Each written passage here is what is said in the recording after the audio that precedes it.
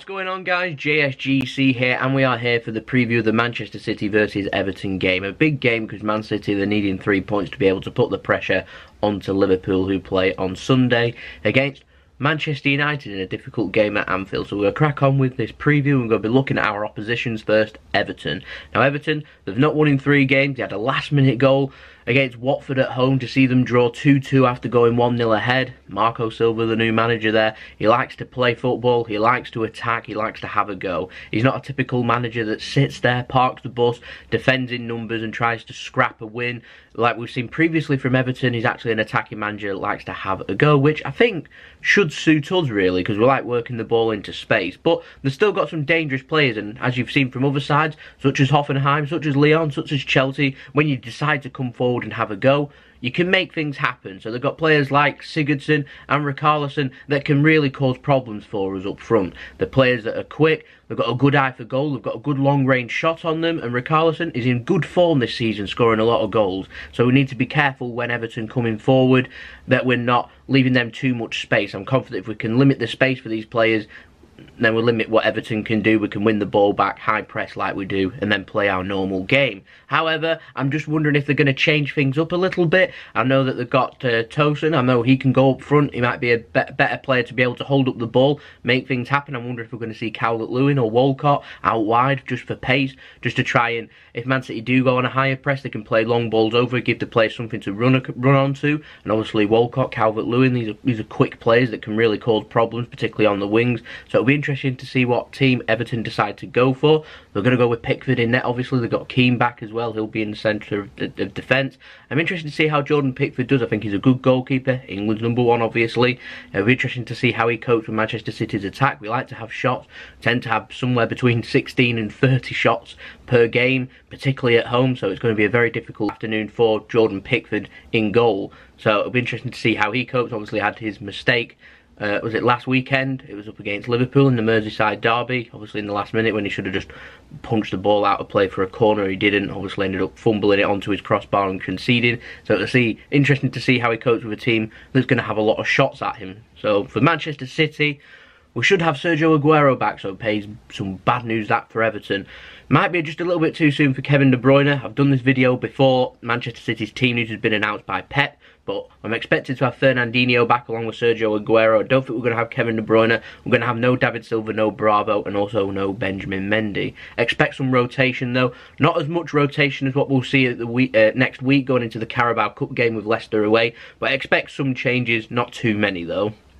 The games are coming thick and fast though, so expect rotation in every single game. We're not going to go with the same side throughout December from the previous game, so obviously there's going to be changes. But for City, like I said, we need a win. We need to put the pressure on Liverpool. We need the 3 points. We're playing 12:30 Saturday afternoon. Liverpool aren't playing until Sunday, I think 4 o'clock. So we've got a whole day to be able to pick up them 3 points tomorrow against Everton. Put the pressure onto Liverpool. Liverpool knowing then if we win, they need a win to go back on top of the table against Manchester United, who aren't having the greatest of seasons, but they do have a good track record at Anfield, particularly Jose Mourinho does against Liverpool. A part-of-the-bus manager, limits the space, and honestly, it's a good chance for Manchester United to be able to get that result to really kick off their season. And it's happened before, it could happen again. Like I said, 3 points will put that little bit more pressure onto Liverpool. Now for this game, it's difficult. I'm not too sure it's going to be both teams to score. I don't think it's going to be a classic game. I think Man City are more than capable of scoring 2 or 3 times. I think Everton are capable of scoring 2 or 3 times, if I'm honest, if we're not at the races. So it'll be an interesting game. I'm not too sure it's going to be both teams to score. I've gone for 3-1 Manchester City, but I'm not 100% certain on that one. I'm not too sure how Everton's going to approach this game. It'll be a bit foolhardy of them to be able to approach this game by going in wanting to attack us. I've seen other teams do it in the past and end up getting battered. I've seen other teams do it and end up coming out with a result.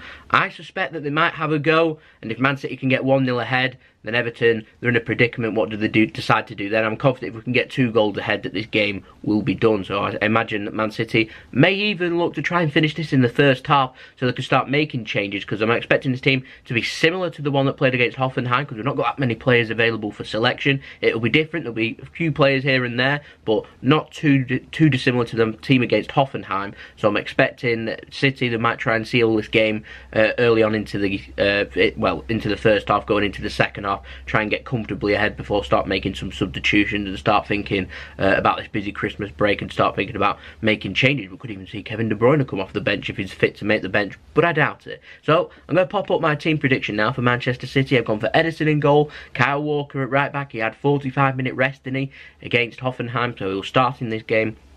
Centre backs, I'm not too sure. I've gone for Laporte because Laporte tends to play a lot of football. John Stones started in the last game, so I've gone for Vincent Kompany in this game, and I think Otamendi will go into the next game. I've gone for Fabian Delph at left back. I think we'll see Zinchenko at left back against Leicester. I've gone for Fernandinho, Gundogan and Bernardo Silva. I think that's our strongest midfield we can put out until we've got David Silva and Kevin De Bruyne back, in my opinion.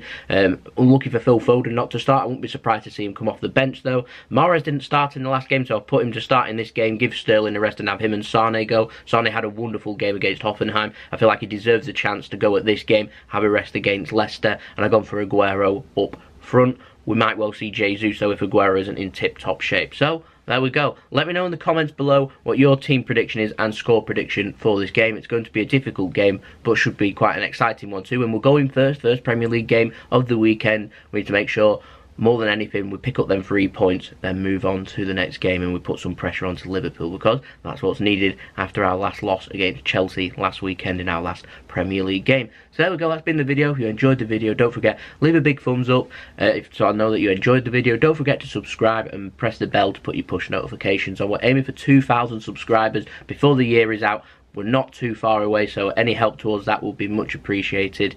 So make sure that you do subscribe. Social media links, they're in the description below. My Twitter and Instagram. If you want to keep up to date, I'm heading away after this video, so we're not going to have an analysis up. We're going to have a couple of videos up next week, but they're on schedule, so we're not actually going to have regular content up because I'm away. You'll find out why when I come back. But you want to stay up to date with anything that's happening with Manchester City, I'm going to put everything onto Twitter.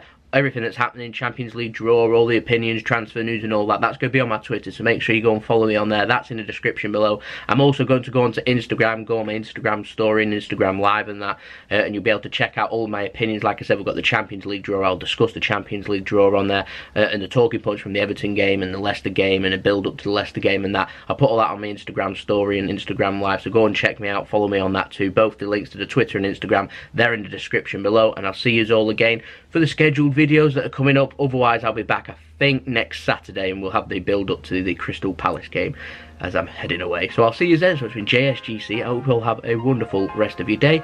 Enjoy the game, enjoy your Friday, enjoy your weekend. Peace. Ciao for now.